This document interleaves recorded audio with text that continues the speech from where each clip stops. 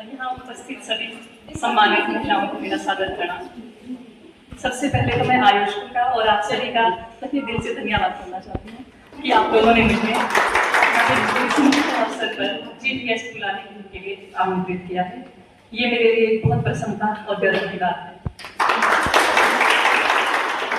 आज अंतर्राष्ट्रीय महिला दिवस के अवसर पर हम यहाँ सब लोग एकत्रित हुए हैं।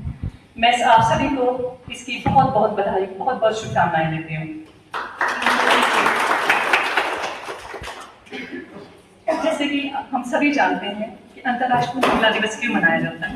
ये महिलाओं के अधिकार, उनकी प्रगति और उन्होंने आज तक विभिन्न क्षेत्रों में जो उपलब्धियां हासिल की है, उन सबको सम्मान देने के लिए, उन सबको सेलिब्रेट करने के लिए हम लोग इसे मनाते हैं।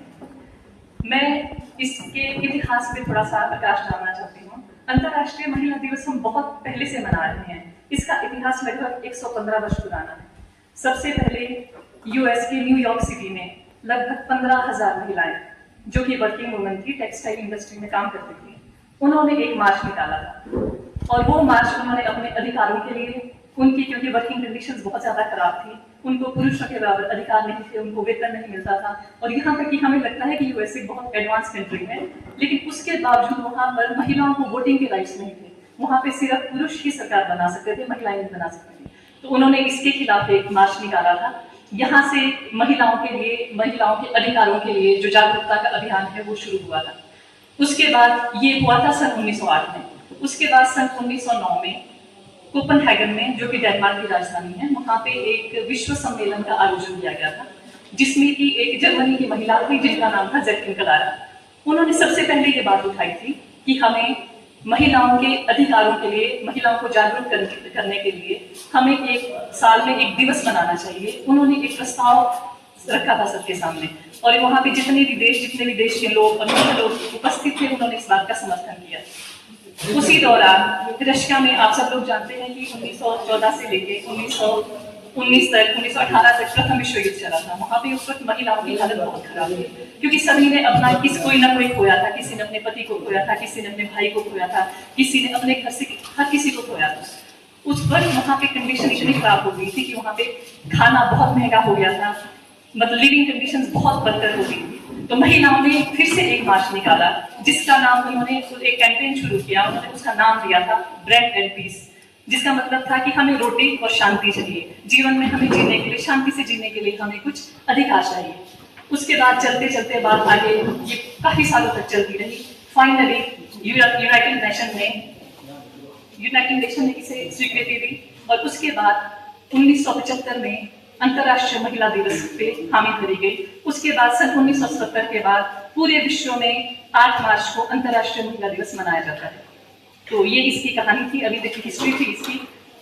हम सभी जानते हैं कि महिलाएं हमारे समाज की आधारशिला होती हैं। महिलाएं समाज को सशक्त बनाने में, समाज को एक नई दिशा देने के लिए बहुत महत्वपूर्ण योगदान निभाती हैं।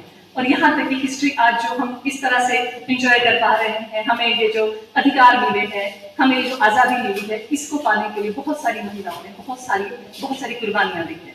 और मैं कुछ महिलाओं के नाम लेना चाहूंगी। उनमें से रानी लक्ष्मीबाई जी का नाम सर्वप्रथम आता है, जिन्होंने जो कि वीरता और साहस की मिसाल रही है।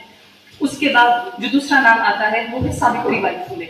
आप लोगों को ये जान के हैरानी होगी कि 1848 से पहले महिलाओं को शिक्षा का अधिकार नहीं था।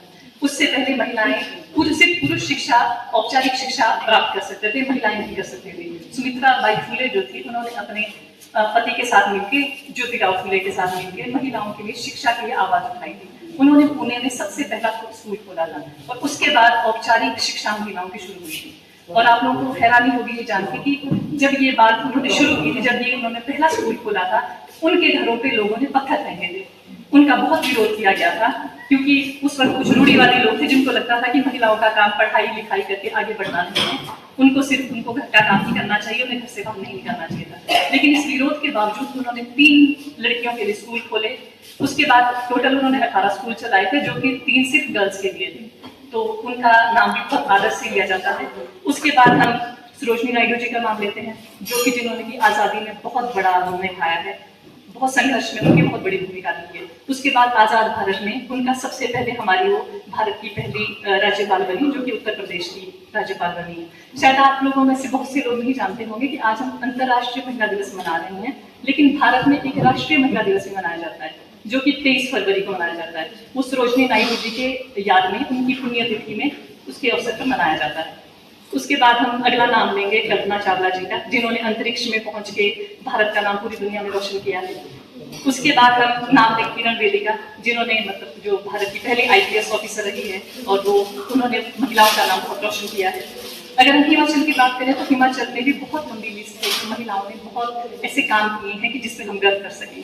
उसमें से श्यामा शर्मा जी हैं, जिनको कि हिमाचल की आयरन लेडी के नाम से जाना जाता है।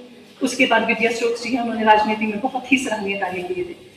तो ये हमारी हिमाचल की नाम लिस्ट बहुत लंबी है, लेकिन हम सब नाम नहीं ले पाएंगे, यहाँ पे तो शाम हो जाएगी। तो महिलाओं ने अपनी प्रतिभा दिखाने के लिए, अपनी क्षमता दिखाने के लिए हर क्षेत्र में उन्होंने अच्छा कार्य किया है, चाहे वो शिक्षा के क्षेत्र में, विज्ञान के क्षेत्र में, चिकित्सा के क्षेत्र में, व्यवसाय के क्षेत्र में। महिला पुरुषों से कहीं भी पीछे नहीं है, उन्होंने पुरुषों से कदम मिलाकर यहाँ तक पुरुषों से आगे बढ़ के काम किया है। लेकिन मैं यहाँ ये अवश्य बताना चाहूंगी कि महिला और पुरुष एक दूसरे के प्रतिद्वंदी नहीं है, एक दूसरे के प्रतियोगी नहीं है, वो एक दूसरे के पूरक है। उन्हें समाज में साथ मिलकर आगे बढ़ना होगा, एक दूसरे का सम्मान करके, एक दूसरे का साथ देके, तभी हम एक सशक्त समाज का निर्माण कर सकते हैं। क्योंकि पुरुष और महिला पक्षी के उस दो पंखों की तरह है, जिसमें से अगर एक भी पंख कमजोर होगा तो समाज अपनी उड़ान नहीं भर सकता। वो गाड़ी के दो पहियों की तरह है, जिसमें एक भी पहिया अगर अच्छे से नहीं चलेगा तो समाज की गाड़ी नहीं चलेगी। तो इसलिए हमें समाज को सशक्त बनाने के लिए महिला और पुरुष को कंधे से कंधा मिला के एक दूसरे का सम्मान करते हुए आगे बढ़ना पड़ेगा। तो अगर हम महिला सशक्तिकरण की बात करें तो मुझे लगता है कि सिविल हॉस्पिटल करसोग से अच्छा एग्जाम्पल कहीं नहीं मिलेगा, जहाँ पे चिकित्सकों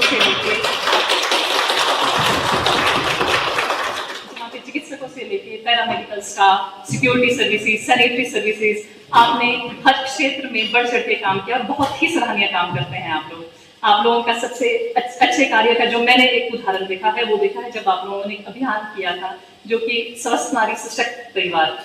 उस अभियान में आप लोगों ने 15 दिन के कम अंतराल में लगभग 20,000 से ज्यादा महिलाओं का पूरी तरह से चेकअप किया था, जो कि एक बहुत ही सराहनीय काम था। और उसमें मतलब ये आप लोगों का योगदान है महिलाओं को सार्थक बनाने के लिए, महिलाओं को सक्षम बनाने के लिए। इससे बड़ा योगदान आप लोगों का कुछ नहीं हो सकता है।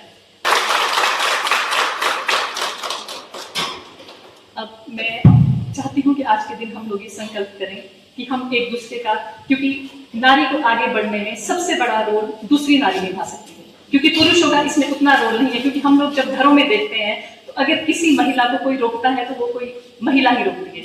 कई बार ऐसा होता है कि कभी कोई बहू बन के, कभी सास बन के, कभी ननद बन के हम लोग एक दूसरों का कहीं ना कहीं थोड़ा सा मतलब उन्हें थोड़ा सा रोकते हैं उन्हें। तो पुरुषों में इसका ज्यादा रोल। तो मैं चाहती हूँ कि आप लोग एक दूसरे का साथ दें, एक दूसरे का सहयोग करें, एक दूसरे को प्रेरित करें आगे आने के लिए। और ये मतलब हम लोग ही कर सकते हैं महिलाओं को आगे लाने के लिए, उन्हें सशक्त बनाने के लिए।